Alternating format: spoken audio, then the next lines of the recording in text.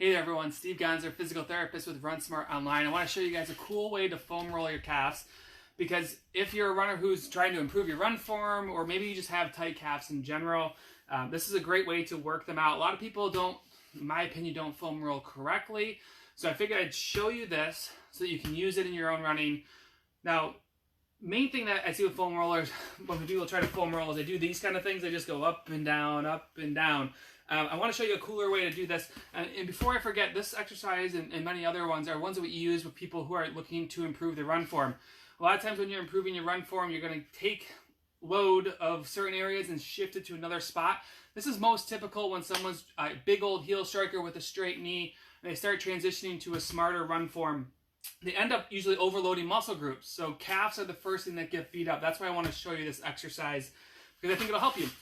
If you want to learn more about improving your run form, check out 𝗏𝗏𝗏𝗏𝗏𝗏𝗏𝗏𝗏𝗏𝗏𝗏. We are just under 2 weeks away from launching, and it's a great way to improve your run form. So here's what I want you to do.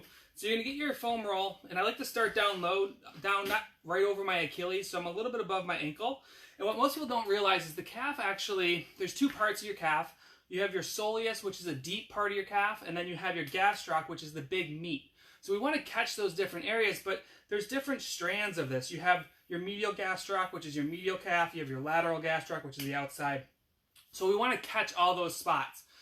So I'm going to show you how to do that, but first I want to talk about how do you do this. I just mentioned that a lot of people do these things, that just go up and down really fast. I want you to think about it a little bit differently. I want you to think about hitting anything that is really sore, and you want to roll through that. You want to knead that tissue to try to break it up. This works really good after your exercise too, because you're nice and warm. So the first way I like to start is with my toe facing straight up, and I'll just start up top here. And I'm just going to work my way, I'm just going to start here. I'm going to work my way up into my calf with my foot facing straight up. So this is going to be the center fibers of that calf muscle, working up. Anything that's sore, what you're going to do is you're going to pause, and you're just going to roll nice and slow 3 times back and forth on this. Now, generally, most people aren't too tight in here, so I'm one of those people. So if you don't find anything, you don't have to touch it. But I wouldn't do this back and forth. See if you're sore on anything. And generally, like I said, you're not going to be sore there. So the next step is to take your foot and toe it out about 30 to 40 degrees. So you just saw I did that. Now we're going to start catching that lateral calf. We're going to start catching the outside of the soleus, and you're just going to work your way down through there. Generally, this is a little bit tighter for everybody. So as you're out there and you feel like you're rolling over like a frozen rope, or you have like a big knot in there, it's really tight and sore, just give it 3 rocks. 1, 2, 3, and then you're going to move on to another spot. Now, for people who are really beat up, before I show you the last part, like you could legitimately move like 1-2 inches, and you're like, oh my God, that's another sore spot. The fact of the matter is it shouldn't be sore. This should be pain-free in its activity. So as you're doing that and you feel sore every little bit, it's something that you should be working on. I'll talk about how often to do this in a minute, but find those sore spots, rock 3 times, and move on. And the next part would be to take your foot from toed out to toed in. Now this is really where most of your calf muscle is, and where a lot of it is used in running. So you'll be a little bit sore here. So again, just lift your butt up a little bit and work through that calf.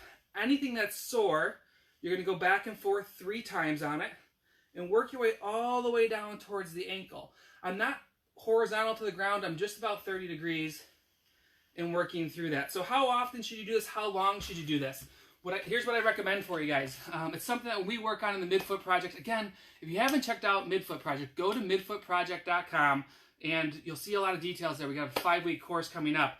Here's how I work on foam rolling, my thoughts on this. If you go through this, you're like, yeah, I'm really not sore at all, I would check the other side, and then I would do like 1-2 a week checkups, because tissue breaks down over time. Your calf could break down over time. So instead of like trying to foam roll every day, just give in and get a checkup, see if you need to work on anything. If you are sore and you're like, oh God, I have all these knots and frozen ropes in my legs, I'm foam rolling, you can foam roll every single day. And really, I wouldn't spend more than 3 minutes on a body part. Like what you don't need to do is take something that's really sore and tight and just start hammering it. Runners have a tendency to be over producers or or over excellers. They like to excel at everything and they overdo it. You don't need to foam roll a ton. 3 minutes per body part is plenty, and then give it some time. Finally, with foam rolling, and I see this often in the clinic, not just for the calves, but the quads, the glutes. People, once they get hurt, they start throwing the kitchen sink at everything. Like, oh, I've been foam rolling, I've been stretching, I've been icing, I've been heating, I've been Motrining, I've been doing everything. Don't foam roll something that is an injury, because something's trying to heal. Like if your calf is injured and you're like limping and you're sore, the last thing it wants for you to do is take this hard foam and start mashing it into the tissue. Only do this if it's sore in the instance of tightness or pain that is not limiting you in your day-to-day activities or limiting you with running. That's a big thing that I see with people. They're just foam rolling tissue that is all ripped apart and sore. So don't do that. This is a great exercise for people looking to improve their run form. If you are struggling with bad run form, don't forget to check out midfootproject.com, 5-week course coming up, and I look forward to seeing you guys in there. And I'll look at the comments, so go ahead and post a comment. I got this little awkward view going on, but I got to get going with my workout. I'll talk to you guys soon. See ya.